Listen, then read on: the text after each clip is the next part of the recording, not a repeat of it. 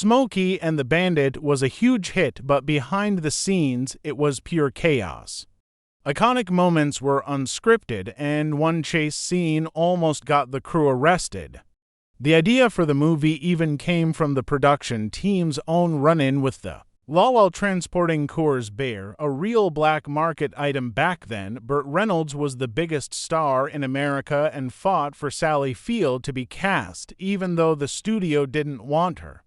Their on-screen chemistry turned into a real-life romance, though it eventually ended. Jackie Gleason, who played Sheriff Buford T. Justice, improvised most of his lines, creating one of cinema's greatest villains.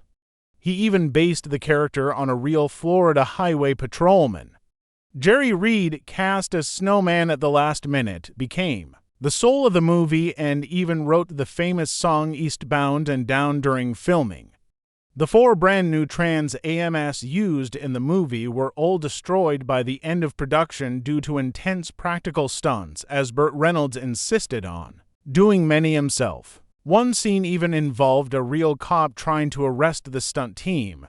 Despite the studio's initial doubts and budget cuts, Smokey and the Bandit became a massive box office success, and its original darker ending was changed to the funnier one we know today. Beyond the on-set antics, the film faced constant hurdles. Universal Pictures initially had little faith in Smokey and the Bandit, viewing it as a lowbrow comedy destined to flop outside the southern states.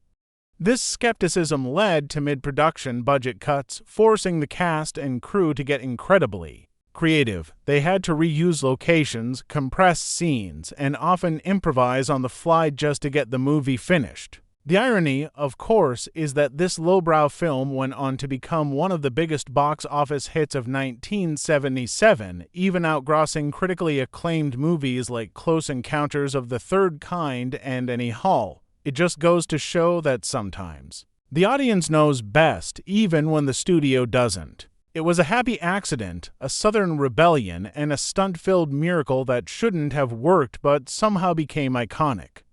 The decision to change the ending was made on instinct, giving the film the perfect closing laugh fans wanted. While Smokey and the Bandit is beloved today, critics initially panned it. Roger Ebert only gave it to stars, calling it dumb, dated, and disposable, but audiences strongly disagreed. The movie exploded at the box office, grossing over $120 million and becoming the second highest-grossing film of 1977, right behind Star Wars. It wasn't a critic's movie. It was a people's movie, and sometimes that's the better kind. Pontiac gave Smokey and the Bandit for Trans AMs for free, never expecting the massive impact. After the film's release, Trans AM sales skyrocketed, nearly doubling in some regions.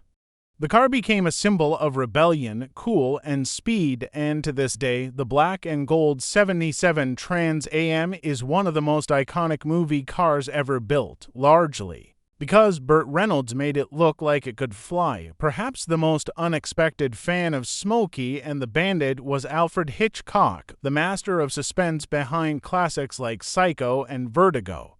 According to crew members, Hitchcock watched the movie multiple times, praising its timing, energy, and pacing. He even reportedly called it a perfect piece of American filmmaking, finding something about the Bandit's chaos appealing to the king of cinematic control.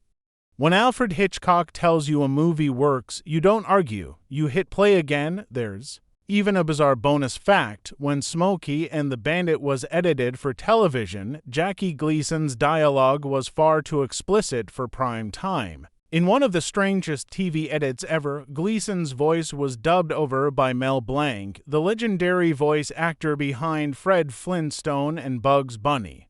Imagine Sheriff Buford T. Justice chasing Bandit with the voice of a Saturday morning cartoon. The result was bizarre, hilarious, and unforgettable, and viewers who only saw the TV version had no idea how much fire Gleason brought to the original.